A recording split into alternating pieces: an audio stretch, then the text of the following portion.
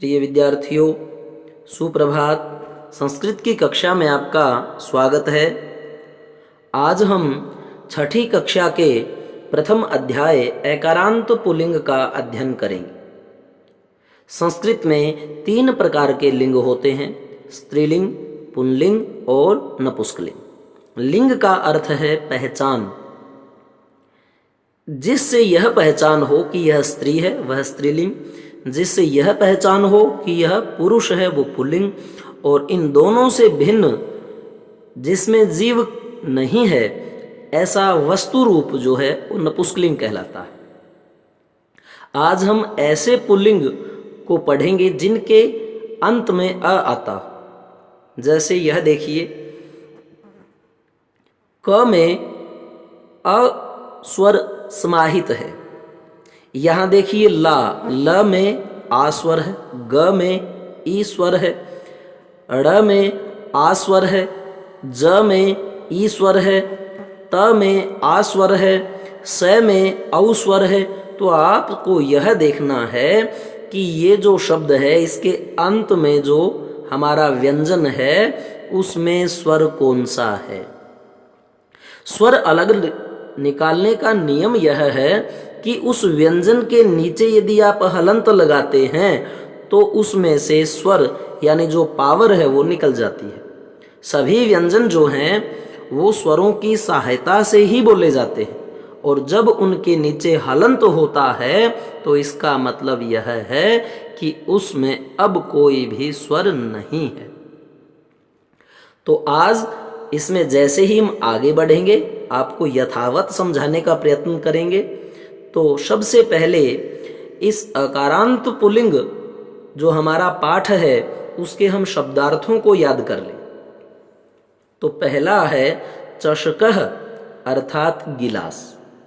अब याद कैसे करना है? आपके पास कोई ऐसा गिलास है जो चसता है, जैसे लाइट जलती है वैसे, तो गिलास कैसा? चषने वाला। तब आपको ये ट्रिक से याद हो जाएगा कि चषकः का अर्थ है गिलास।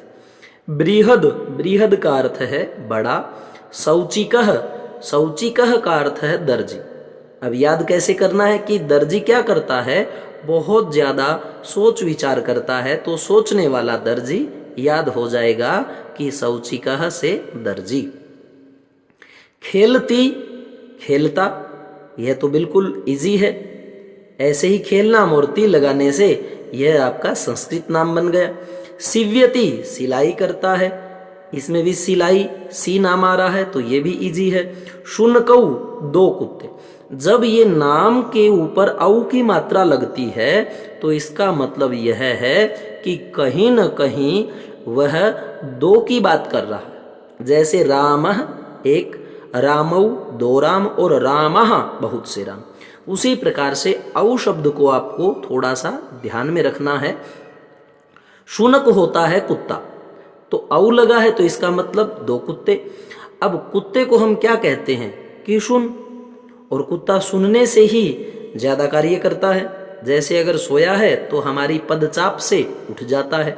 संस्कृत में भी है कि श्वान निद्रा बको ध्यानम, हमारी नींद कैसी होनी चाहिए? कुत्ते जैसी। तो कुत्ता सुनने का काम ज़्यादा करता है तो शुनक, ये भी आपको इजी तरीके से याद हो जाएगा। गर्जतः, अब आपको हम दिखाते हैं आगे। यहाँ देखिए, शुनकः जो सुनने का काम करता है कुत्ता, औ की मात्रा लगी है, 2 की बात कर रहा है, 2 कुत्ते शुनकऊ। फिर गर्जतः, गरजते हैं, ये तो बिल्कुल हिंदी मीनिंग है, इसमें समस्या नहीं आएगी आपको। उच्चई, और विसर्ग लगा है तो क्या बनेगा? उच्चही, जोर से। और एतौ, ये दोनों, देखो तौ लगा है तो इसका मतलब 2 की बात है, ये दोनों।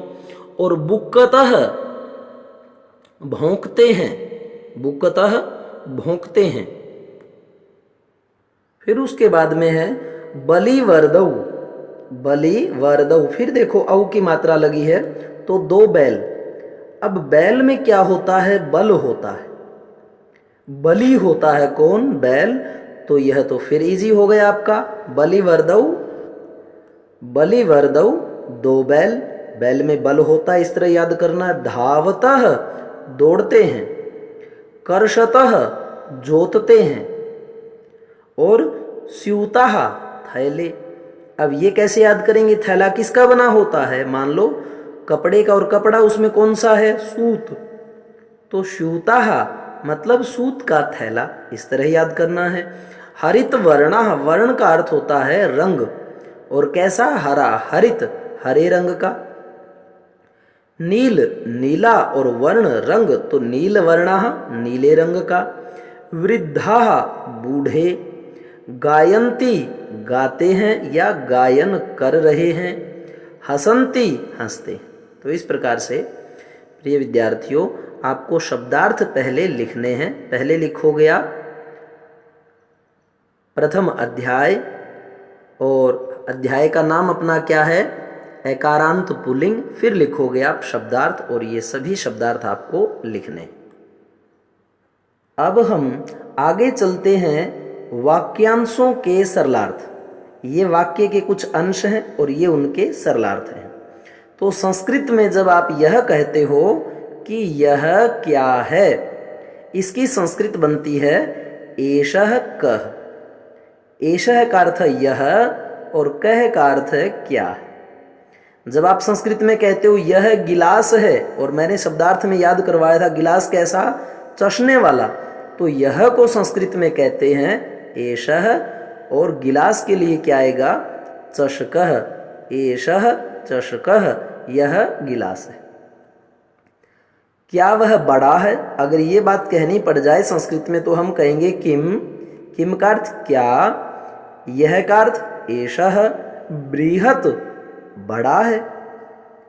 नहीं, यह छोटा है। नहीं को कहेंगे न, न, और यह को क्या कहेंगे? एषः। न एषः, और छोटे की संस्कृत क्या होगी? लघु। न एषः लघु, नहीं यह छोटा है। फिर आगे यदि हम चलें तो सः कः। अगर आप संस्कृत में कहें कि वह कौन है, तो वह की संस्कृत क्या बनेगी? सः। और यह की संस्कृत क्या थी? एषः। था तो उसमें भी स, और है इसमें भी स। वहां स से पहले ए लग गया, वो बना एषः, और स उसमें दूसरा है, और यहां पर स दूसरा है। जब सिर्फ सह हो, इसका अर्थ वह, और जब इससे पहले आपको ए लगा मिल जाए एषः, तो इसका अर्थ है यह। आगे है कि वह दर्जी है। दर्जी के बारे में हमने क्या याद किया था? वह बहुत सोच विचार करता है, सोचने वाला होता है। तो वह का अर्थ सह, और दर्जी को क्या कहते हैं? सौचिकः। वह दर्जी है। उसके बाद में है कि दर्जी क्या कर रहा है? दर्जी सौचिकः। और क्या का अर्थ क्या होता है? किम। और करना करोति। सौचिकः किम करोति, दर्जी क्या कर रहा है। आगे है क्या वह खेल रहा है? किम क्या, सह वह, खेलती खेल रहा है। नहीं न, नहीं न, वह सह वस्त्र वस्त्रम, और सिल रहा है सिव्यति। न सह वस्त्रम सिव्यति, नहीं वह वस्त्र सिल रहा। तो इस प्रकार से हम सिर्फ इतना ही करते हैं। आगे के जो हमारे पैराग्राफ हैं वो हम कल करेंगे।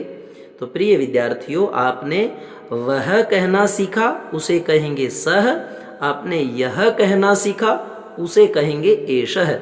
इस प्रकार से कुछ शब्दार्थ और कुछ जो ये आपके पैराग्राफ थे, इनको इसी तरह लिखोगे। पहली लाइन में ये, और नीचे वाली लाइन में इसकी हिंदी, फिर ये संस्कृत, उसके नीचे वाली लाइन में ये इसकी हिंदी।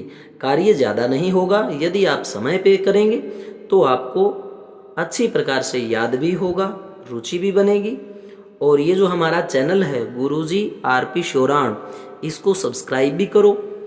और जैसे ही आप इस चैनल में जाते हो तो ऊपर प्ले लिस्ट से आप जो है अपनी क्लास ढूंढें और उसमें जाएं, तब आपको सारे के सारे वीडियो एक जगह मिलेंगे। धन्यवाद।